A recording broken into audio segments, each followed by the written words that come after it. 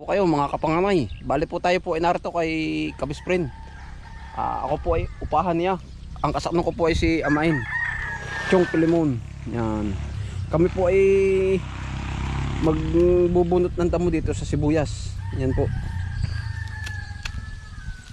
Yan po bali ang trabaho dito. Ngayon po ay ako ikwan. Ako po ay walang dalang gamit. Gawa ng ako po ay ngangay ako. Baka kapag gamas ng ganito ay baka masit. Ibig sabihin ko po baka po bumasud-sud ko yung kuan, yung sibuyas. Kaya po ang gawa ko bunot na lamang ang damo. Yan. Yan lago pala yung ito ano. Malago ang damo, malago rin naman yung sibuyas sa ano po. Ito may tira-tirahan lang ay. Ay ako hindi nagdala ng halabas at akin na lang ang bubunutin. Gawa ng baka mamay masudsud ko yung mismo ko ano lago ng damo.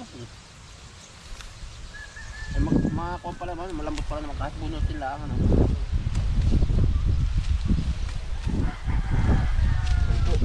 Ay tampo yan oh. Yan po sinasabi ko, nabunot ko po yung sibuyas mismo oh. Yan nga po ay oh. Yan oh. Kaya sabi ko ay kung ako ay may dalang halabas, kung kayo dulos, baka masudsud ko ay tatanim po ulit natin at ibabal. Ako ay ngayon kapag trabaho sa ganitong pagbubunot, nabubunot pati kuwan ay. Nabubunot pati puno ng sibuyas, chong. Kailangan ano po. Abay, pag may damo kasama. Basta tayo sa kutala ay anong dalitanin yung magkuhan ay.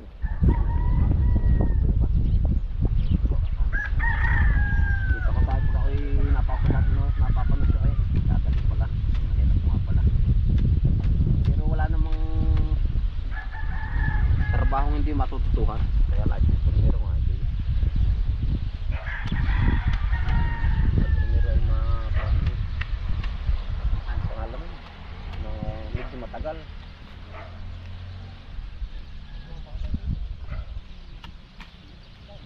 Hindi bala kung ito yung gamas ng kuhan palay ay dito pa pala tayo ano. Ikaw po ba ngayon ikaw po naman ito lang panahon din mga panahon ito na ganito dito ata yan sa ibang lugar ay matagal ka na nagaganito.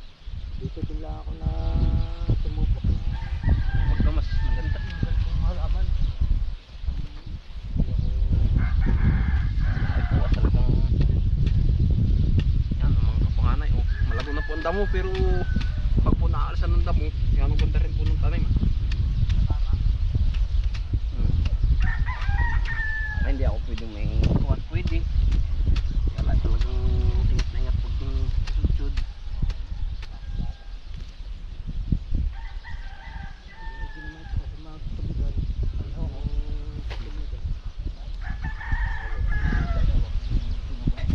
Mabayawang ano po? Ay ito po bang bunga nito? Ito po ba yung gantong bunga? Yan, hari na yan. Yung kanilang kinukuha na ginagawa uling binhi. At di po ba't na okay nakakampuan dito ay yung isa yung itong katawan nito ano po? Oo, katawan. Kinain ko. Yung paligay na bago ka naman makapag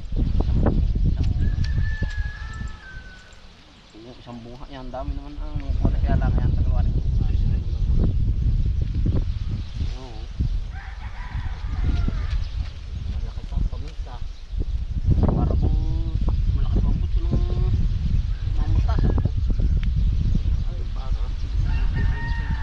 para lapat. para pating pag pinalamot hahangin ay lipad ay ano. Ayun. Yan, ganito lang po oh. Ganda oh, pag naalis ng damo. Ganito nga ay.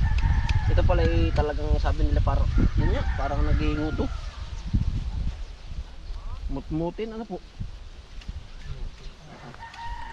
Tagalog ano. Mutmutin na.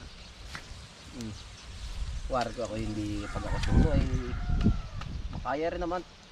Maumay pala ito. Ayan, dali naman ng gamot dito pag umay na. Ano bang gamot siya umay? Atsara. Ano, yung kung pagkain ano, atsara. Ay din talaga din. Ay hindi pwede ayo na pag yung dinalawang kamay ay hindi mo hawakan yung gana rin oh. Saan matutunan mo yung buyan? Pag hindi mo tinulay. Yan po, anong kuha ng damo. Makapal po ang damo pero pag po nalinis na, ay kita po yung kuwan. Yung tanim mo. Yung gana rin oh, yan po. O yan oh. Nagara oh. Yan. Ganda oh. Ito po ay ano palagay sa mga aros ano? Ito ano? At saka sa mga lutuin na nilalagyan nito. Pero nito lang mga panahon ito dito talaga ako nakakita ng marami. Si Isong pati dito ang kaunahan parang nagtanim ano po. Dito sa ating lugar. Wala dito nagtatanim ng ganito. Yan, kumusta po kayo lahat mga kapanganay? Yan sa mga nagsusubscribe, sa mga nagko-comment dyan, maraming salamat po. Yun, shoutout po pala kay Skyram ng Iligan City. Yan, salamat po sa inyo pag subaybay sa aking mga vlog. Ingat po palagi. Yan po oh.